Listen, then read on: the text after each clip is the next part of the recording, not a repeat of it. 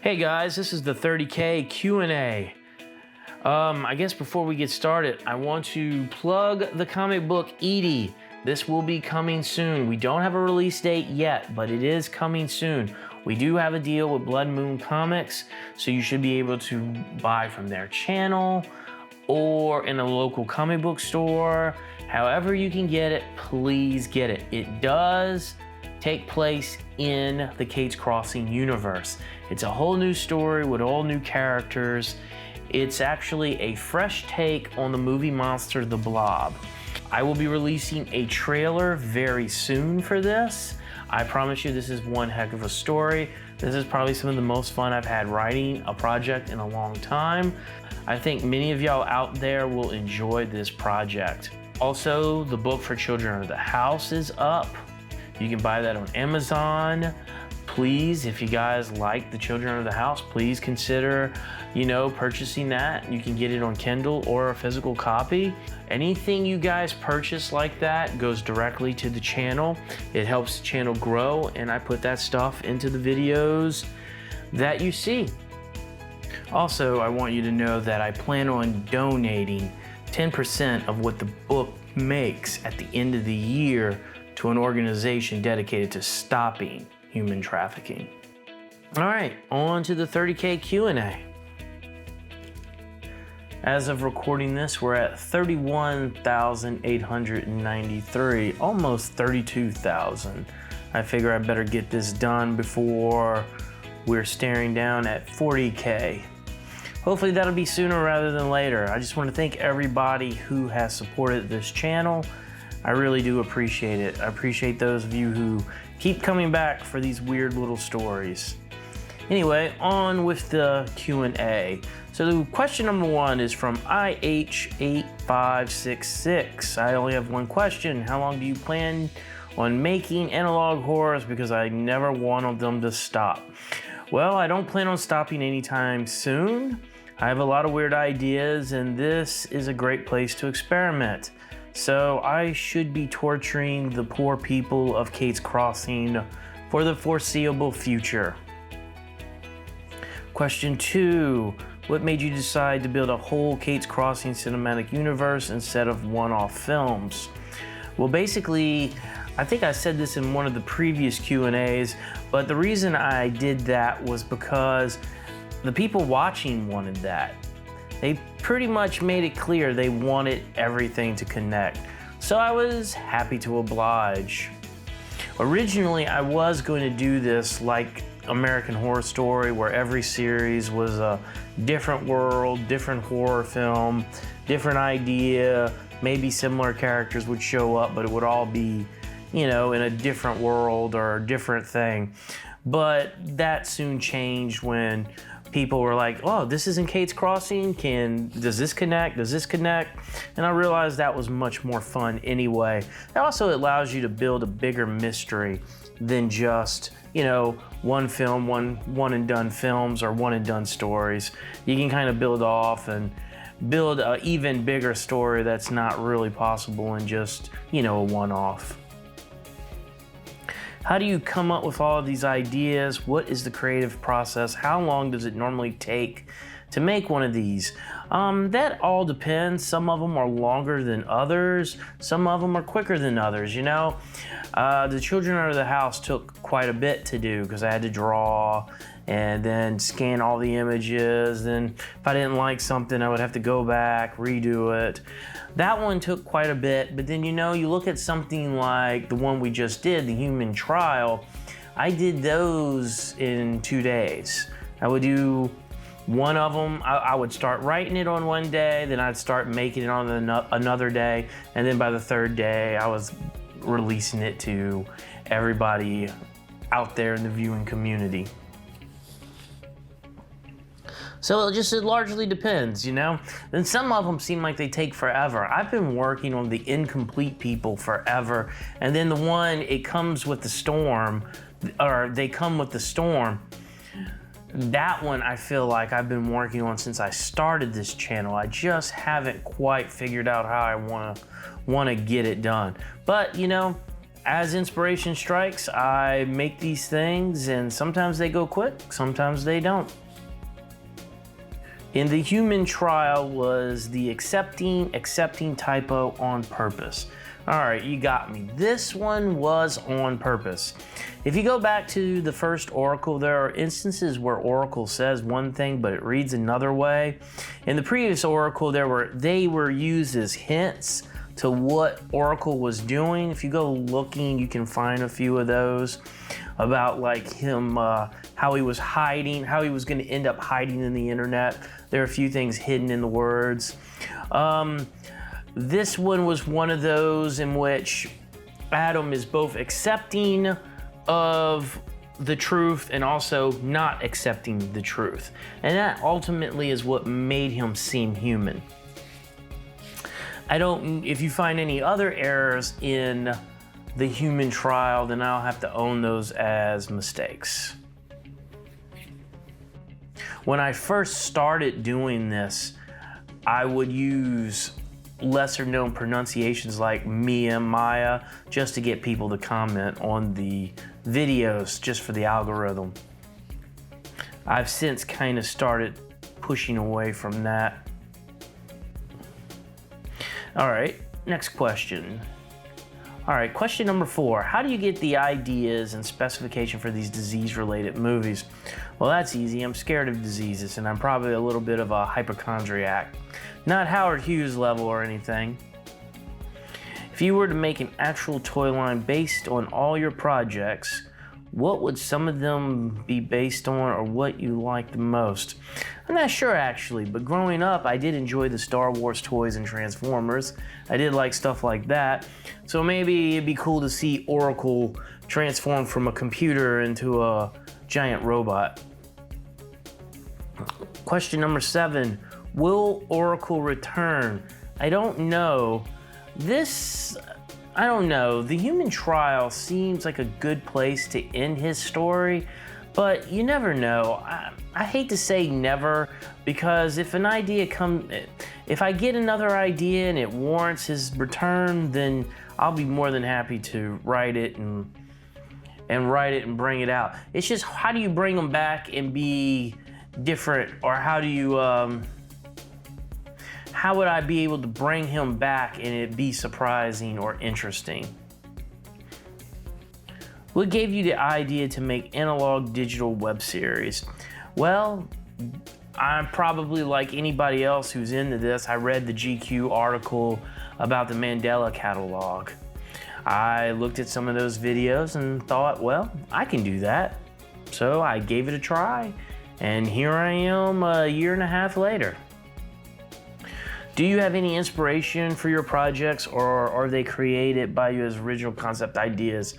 It depends, you know. Most of these things just come from what I'm thinking about in life, right?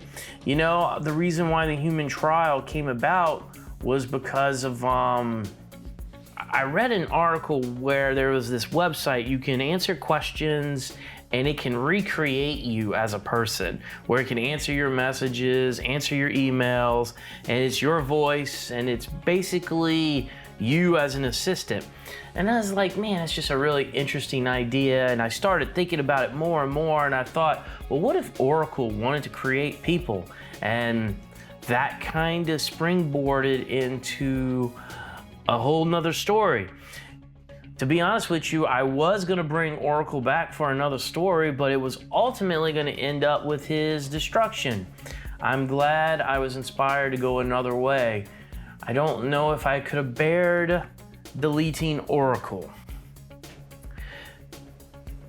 Can you do another ghost one, like Children Under House? That's my favorite. Your work is amazing. I don't normally like analog horror at all, but you make yours engaging and interesting, no cheap scares. I found your channel recently. Forgive me if one of the new ones you mentioned is a ghost one. I see. The Incomplete People is a ghost one, and They Come with the Storm is a ghost one. I'll be honest, the ghost ones are my favorite too. I tend to like ghost stories more than I do alien stories, but there's something about analog horror that lends itself to aliens and otherworldly things. Next question. What inspired you to enter the analog horror film industry genre? Where do you see the channel going in a few years? Like I said previously, the GQ article featuring the Mandela catalog is what got me into this. Where do I see the channel going in a few years?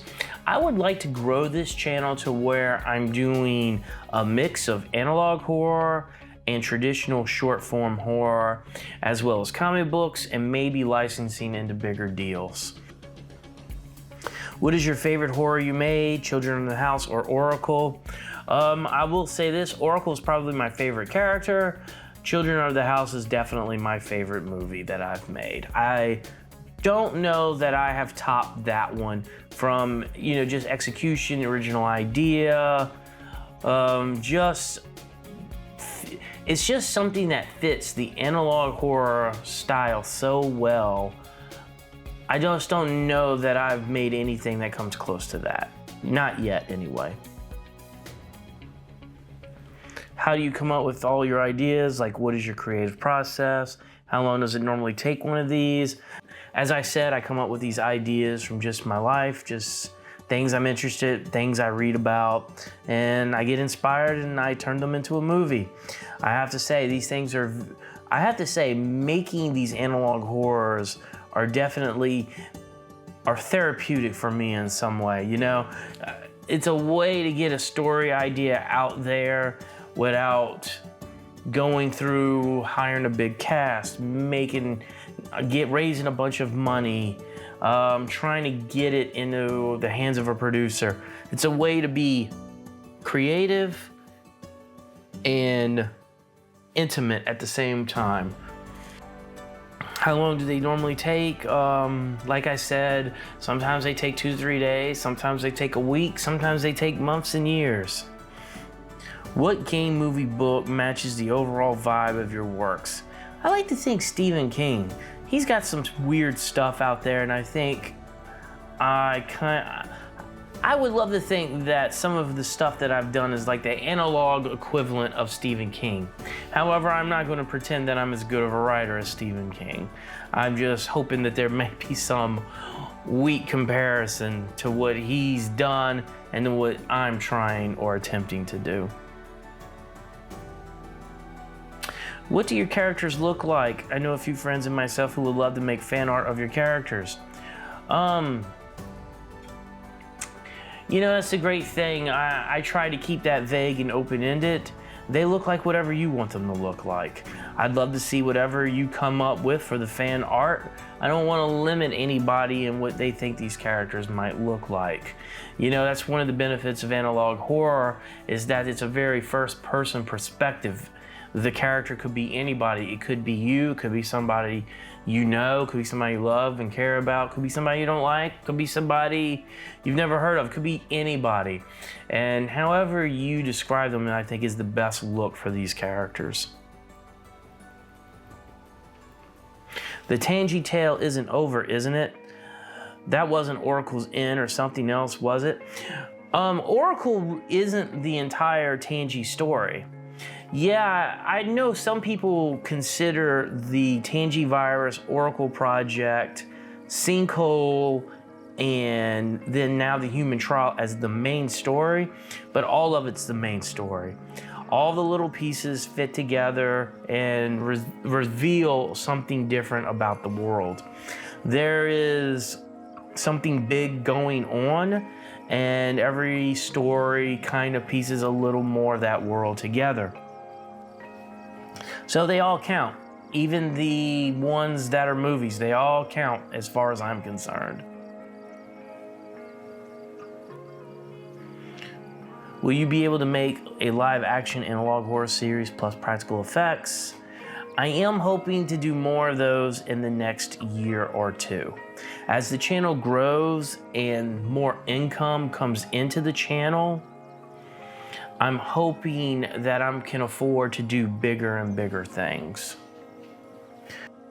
A little late, but just watched One of Us and wanted to ask if there are still any backward mini in our timeline or if they were eradicated. Also, are any of the movies that I've made canon to the lore? check out the timeline on the Vintage 8 website. It puts everything into perspective in terms of what happened and when. Yes, the backward mini were mostly eradicated. However, it has been proven in some of the other stories, Sinkhole for that matter, that the Eye of the Fallen God is probably one of the last remaining creatures from that universe or of the backward mini. Do you have any future interest to expand beyond the confines of this series, maybe expand into new genres, worlds, or media? As of right now, I definitely want to live in the horror thriller world.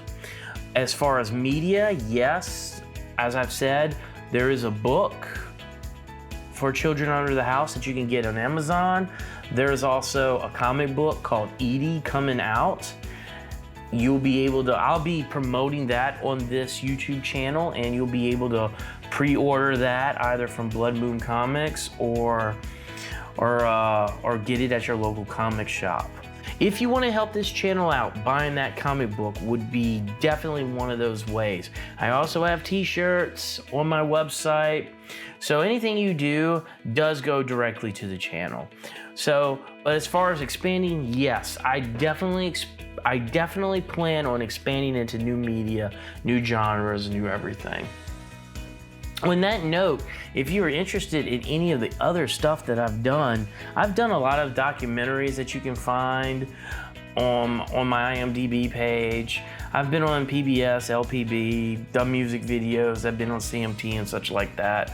I've done quite a bit of other work, so if you're interested in other things that I've done, it is definitely out there. I'm assuming you're also a team. I've noticed you have brought a range of actors and talent. Are you hoping to expand your team and methods of outreach? As of right now, I'm kind of a solo effort. When I get actors, I just get friends to help me out with these things. They're just friends that I've worked with in the past, and I hijack their time and get them to help me out with a story here or a story there. But as this thing grows, like I said, hopefully with the comic books, hopefully with, maybe book sales, and as the channel gets more subscribers, yes, I do plan on building a bigger team, making more lavish productions, having it to be a more, adding different things to the Cape Crossing universe. Hi, Vintage 8. I want to ask you if the Human Trial is the end of the Oracle series, or is this just the introduction for the final arc? Because we managed to start writing the file for Oracle, and we wanted to make it as accurate as possible. As of right now, I don't know. I really don't know if this is the end of Oracle or not. I think it's a good ending point for Oracle, but you never know. You never know what might come up in the future and where we might bring the character. This is an incredible work, and I appreciate the answer. But now I need to know, where does the Human Trials land in this timeline? It lands around 2023 as we are watching, so this would be the most current thing up on the channel. Where do you get your ideas from? Do you write the story and one go on, or as it goes? And do you have any tips for newbies? Some of them, as I've said, most of my ideas come from my life and just what I'm going through, what I'm worried about, what I care about at the time. But the way I write these things, a lot of times I use outlines. I like to outline a story, figure out the beginning, middle, and end, then I go in to write these things. Sometimes I write these things as I go. The Human Trials, I wrote them like I would if I was on a TV show. So in other words, I wrote every episode at the beginning of a week, and then I put it together during the middle of the week. I do these things while working on other projects. So whatever free time I find, I put them together. But I write them, like I said, like TV, where I know what the outline is, I know where the story is going to end up, but I focus on the beginning, middle, and end of that particular episode. And then I take what I did in that episode, and then I carry that information to try to, into the next one for the next week. So very much like TV. In your own opinion, are you a writer or a YouTuber first? I'm definitely a writer first. Definitely. When I think about what I do on YouTube, I consider myself a content creator. I'm just writing stuff. I really don't see myself as a YouTube personality. I don't think anybody really cares about Vintage 8 as much as they care about what I'm doing with Kate's Crossing. Are the movies canon to the lore? Yes, they are. Some of them might be movies in the universe based on other stories.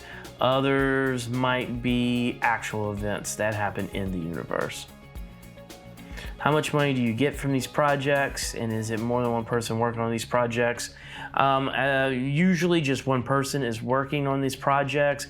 And how much money do you make on these projects? At 30,000 subscribers, I don't make a lot on this. It's different from month to month, but I think the real money on YouTube comes from lots of subscribers and lots of output.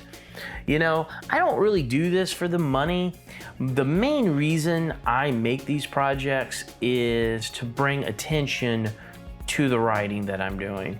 My real hope is that you like what I'm doing on YouTube. You might buy a comic book, or you might check out one of the other movies that I've made.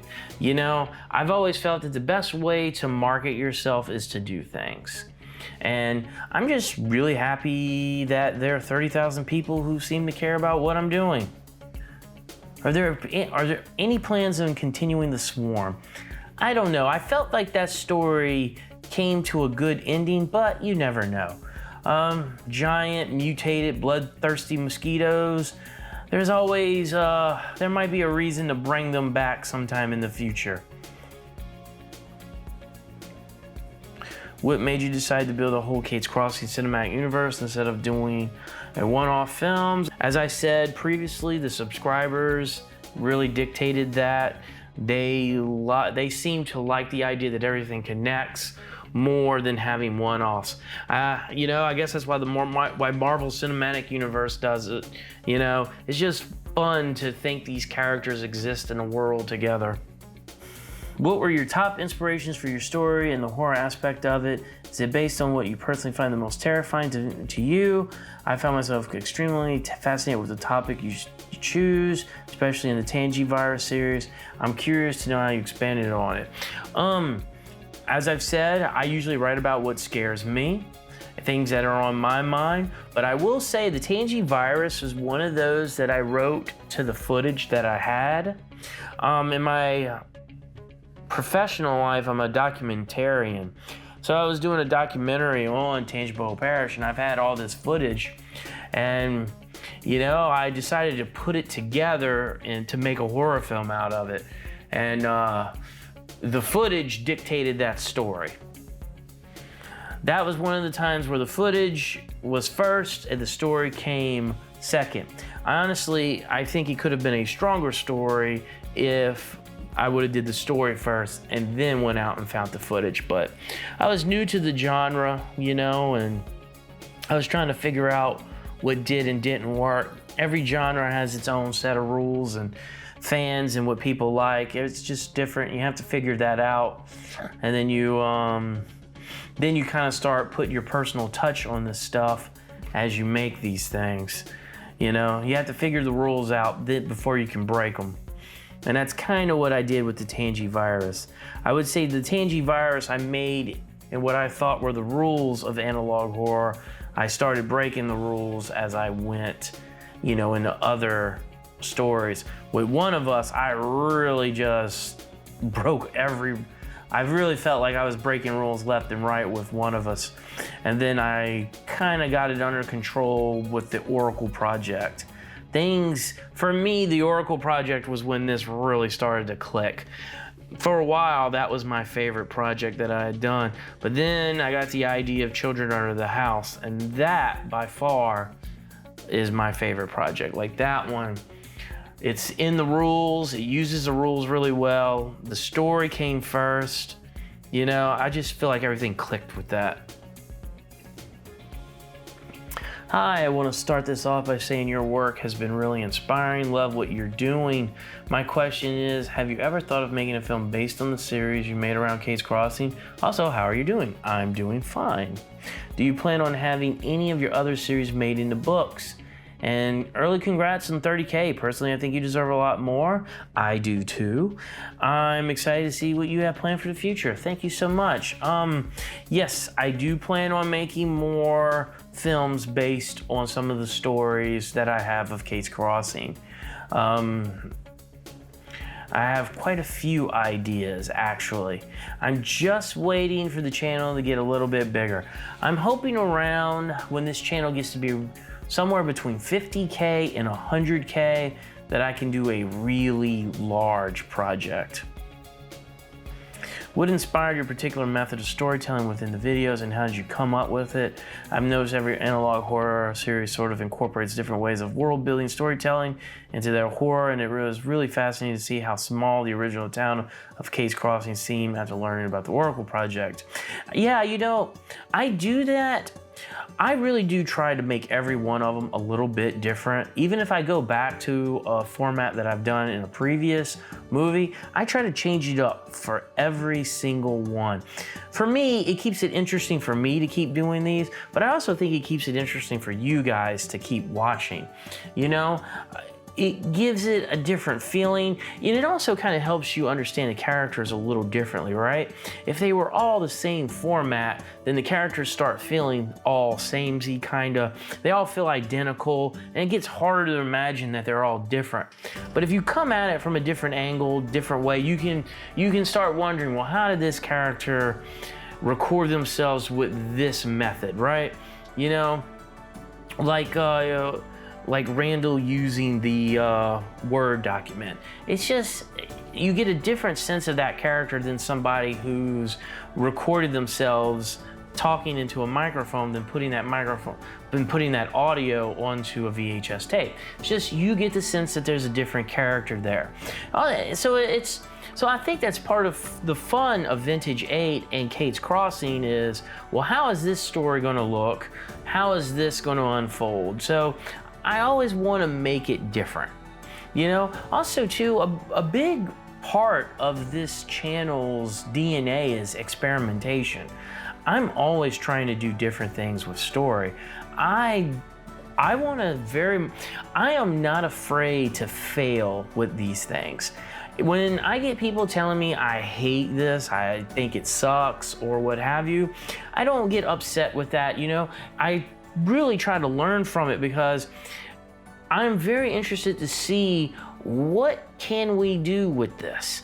You know, the great thing about analog horror, or this genre in general, it basically feels like we're trying to tell the biggest story with the cheapest possible budget.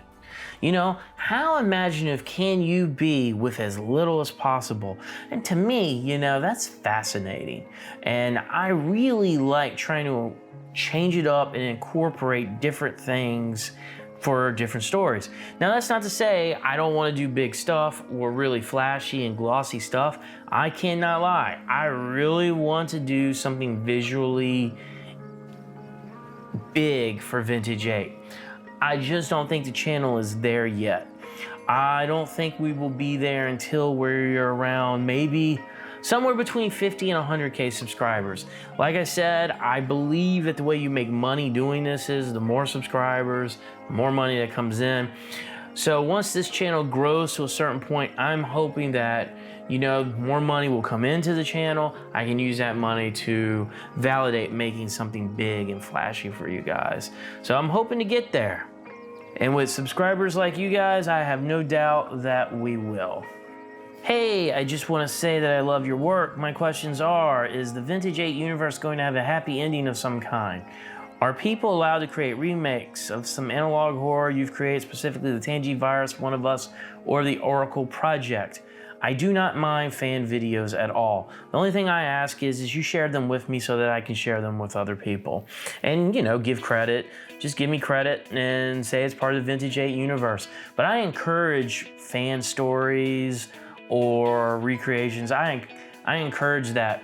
I had someone do an animation recently for Children of the House, and it's one of the most amazing things I've ever seen. So I have no problem with people doing fan videos or, you know, having fun with the ideas. Is the Vintage 8 universe going to have a happy ending of some kind? I don't know that it'll ever end. I'm kind of hoping to leave it to where, you know, things just keep happening in Kate's Crossing long after I'm done writing stories for it. Do you plan on adding any more elements to the story, or are all the pieces in place to what you want to do? Do you plan on adding new forces in the world you're creating? Yeah, I would think there are going to be more monsters in the future.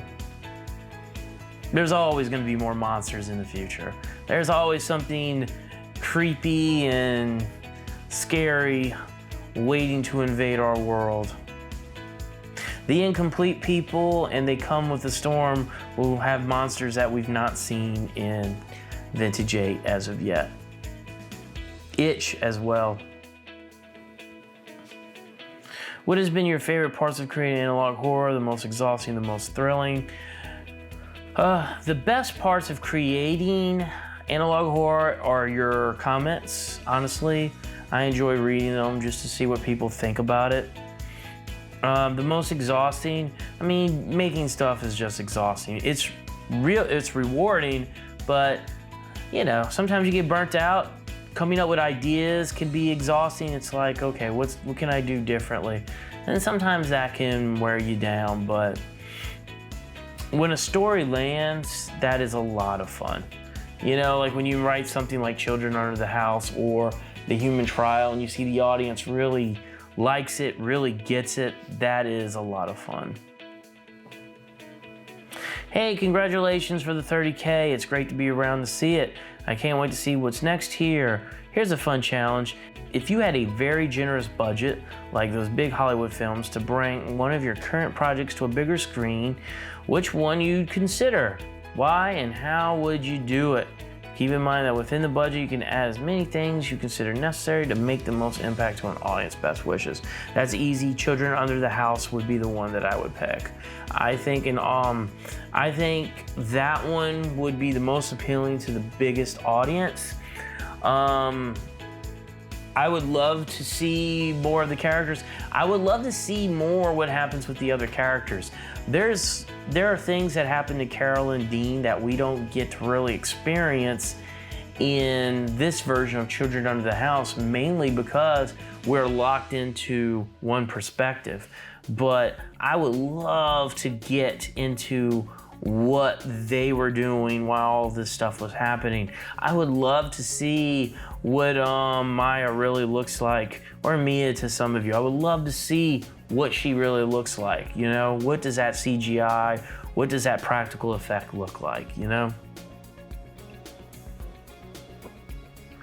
Also, I think that's the only one that really lends itself cinematically. I don't know if I could see the Tangy Virus as a movie. I don't know if I would see the Oracle Project as a movie. I think those are better suited to analog horror. The one I'm working on, Itch, would make a pretty cool movie. Sorry for commenting so late, but I've been thinking, what was your inspiration for Oracle? It's such a unique take on an overused topic, Rogue AI. P.S. Happy 31K. Thank you so much. Can't wait for the Project Genesis. I agree with you. That's why I wrote Oracle to be the way that Oracle is. I didn't want to do another, I'm going to destroy everybody and make everybody miserable. Part of me believes if we were to create an AI like Oracle, that it would logically glom onto our best qualities. I mean, that's the optimist in me, to be honest with you. But you know, that's one of the things I get tired of in superhero movies. I love superhero movies. But you know, it always seems like the world is going to end in these stories. I really appreciate the ones where the stakes aren't that high and the stakes are more emotional. And that is kind of what inspired me with the Oracle project. I wanted a character where the stakes were more emotional, not so just, oh, the world's gonna end. It just seems, after a while, it just seems so boring. I wanted to do something where, you know, this computer fell in love with its own creation and just wanted to figure out how to help us more. I mean, what would it do to do that? I don't think it would destroy us, you know? I think it would do what it could to make our lives better. What inspired you to make the Oracle character, as well your inspiration for choosing the male voice? The voice came from a final draft prompt. It was the only one that sounded robotic. It reminded me the most of Hal from 2001: A Space Odyssey. Thank you for sharing the history of Oracle. Have you had your own run-in with it, or how did you get to know about it? Well, I feel like computer problems are a daily problem for me, so Oracle or maybe Prophet is forever vexing my life. What do you think the future of analog horror will look like? Do you believe analog horror has a place on the big screen, or is it destined to stay a niche internet subculture? The stuff that I do, the analog horror that I do, I think is definitely a niche internet subculture. I do think there's a place for it on the big screen, but we haven't seen what that will look like yet. I have an idea for a movie called Nobody. You've seen some things with Nobody on this channel, but my real dream or hope for Nobody is much bigger and much more elaborate. I may even turn that into a comic book before long, to be honest with you. But I think something like that idea could have a place in theaters, but not most of the stuff that I've done. No, I don't think so. I think that's a big ask for somebody to pay $12 for children drawings, you know? What do you think the future of analog horror will look like? I think the future of analog horror is bright. Do I think it might get to the point where people aren't looking for it as much? Yeah, every genre goes through its ups and downs. And usually something comes along that reinvents it, people get interested again. You're always gonna have a lot of people who are attempting something that's popular, you know? I mean, look at me, I'm attempting something that was very popular. So I'm no different, you know? I think it's gonna continue to evolve. As long as people keep trying to do interesting things, it will evolve. Part of me, and this might not be a very popular belief, but I don't know that analog horror is a good term for it. I really think internet horror is a better term for what this is, because I really think if you look at like something from Mandela Catalog to Backrooms to stuff that I'm doing and the Smile Tapes to other things that people are doing, it's all really different, you know?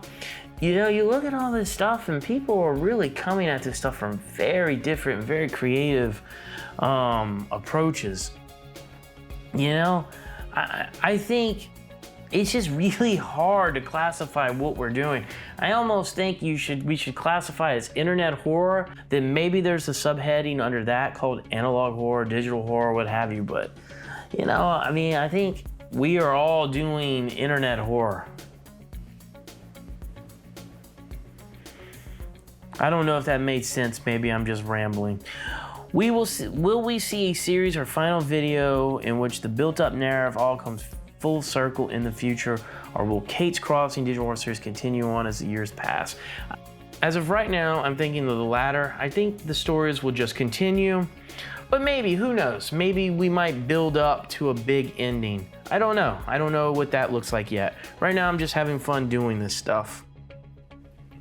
Will you make more AI analog horror stories? Here's hoping. I don't know. I don't know if I'm ever gonna come back to Oracle. I don't know what that looks like yet. I hope I was not too late, but will Prophet ever appear at the next episode of The Human Trial? When and how did the eye of the god get into Kate's Crossing and stay dormant until it wakes?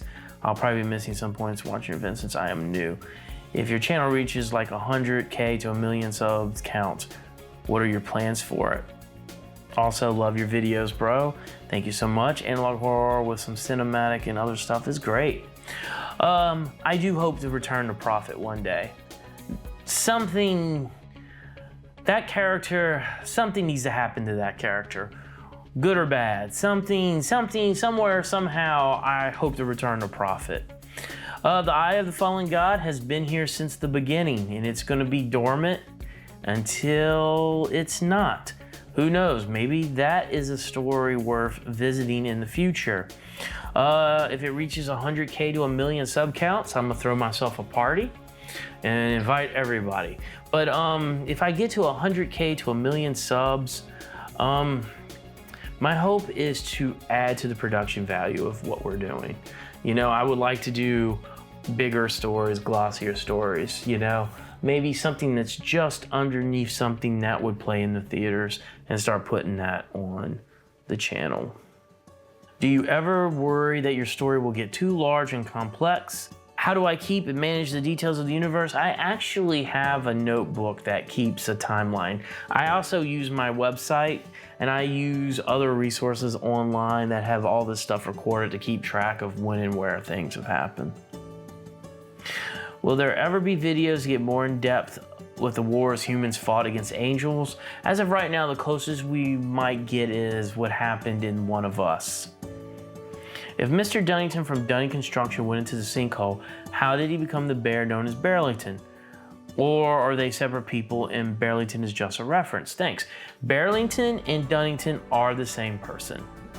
So after he sacrificed himself to the sinkhole or to the Eye of the Fallen God, one of his followers must have resurrected him and placed his soul into the bear so that he could steal the body of somebody else. More than likely to take control of the organization again.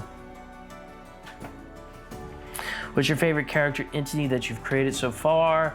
Oracle is definitely a favorite character. I like Prophet because he was hilarious. Maya, I love Maya, and Jess. Those are probably some of my favorite characters. And also, the voice in the TV was a lot of fun too.